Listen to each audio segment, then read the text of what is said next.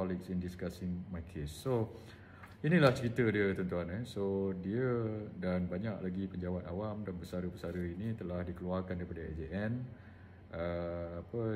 Dia telah dimaklumkan pasal cost cutting measure. Jawapan daripada kementerian kata sebab ini diorang ini nak bagi ruang lagi ramai orang masuk. Sebab itu saya nak tanya pada kerajaan, awak nak bagi ruang untuk masuk ni, siapa yang nak masuk ni sebenarnya? Adakah kerana dia nak bagi ruang untuk masuk orang-orang yang mampu bayar sendiri, ataupun nak suruh doktor-doktor pakar di IJN ini untuk fokus pada sayap swasta, supaya time mereka lebih banyak di sayap swasta untuk buat lebih banyak duit untuk motif keuntungan dan sebagainya, begitu.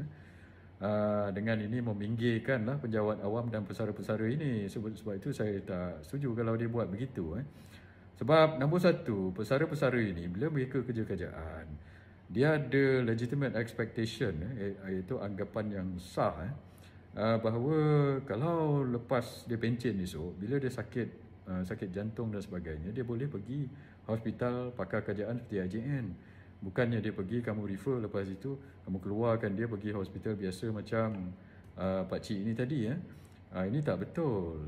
So tiba-tiba mestilah dia rasa tertipu ke macam mana. Dia dah tua, kerja 35 tahun, dapat rawatan IJN 25 tahun, awak keluarkan dia. Dan ramai lagi yang macam ini. Sebab itu menteri kena jawab. Tak boleh jawapan macam tadi aja nak clearkan kosongkan sebab nak bagi peluang ramai orang lagi masuk. Siapa yang nak masuk ini? Adakah orang-orang yang bayar sendiri supaya kamu boleh buat duit lebih banyak daripada yang pensioner yang ditanggung oleh kerajaan ini? So kalau itulah jadinya, saya nak ingatkan kepada menteri, IJN ini ditubuhkan bukan untuk buat duit keuntungan macam hospital swasta.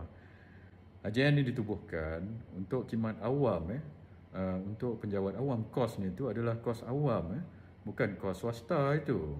So sebab itu pesara dengan penjawat awam pergi ke situ dan orang ramai boleh pergi ke situ. Kalau kamu nak fokus kepada making money ini bukan motif utama pewujudan IJN ini pada awal-awalnya dulu. Kalau nak buat duit, pergi hospital swasta. Mereka yang bayar sendiri itu boleh pergi hospital swasta, banyak aja boleh bayar dekat situ. IJN ini motiflah untuk khidmat awam, bukannya profit motif, bukannya motif keuntungan. Itu kena ingat. Kalau nak masukkan lebih ramai orang daripada orang kata pesakit luar negeri ke yang bayar lebih ke, ataupun pesakit yang boleh bayar sendiri pasal dia ada insurans ke dan sebagainya, ini perlu dijelaskan apakah motifnya. Sebab orang-orang pesara kerajaan dan orang-orang biasa dia tak ada insurans.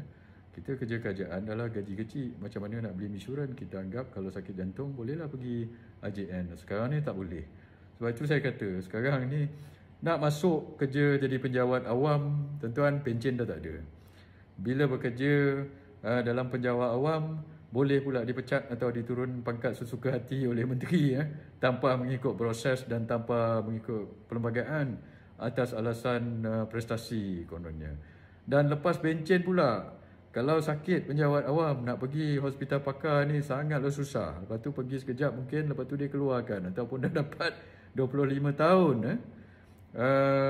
orang kata rawatan di hospital pakar IJN, lepas itu direferkan pula kepada klinik atau hospital biasa di luar yang tak ada kelengkapan atau kepakaran macam IJN.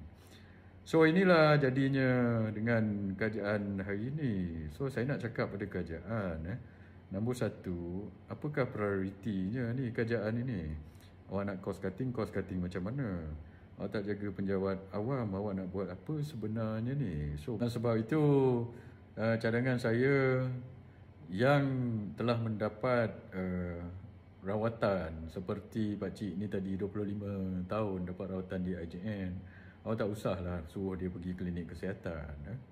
Nombor satu. Dan kalau awak nak shift pula IJN ni kepada profit motif, itu tidak betul.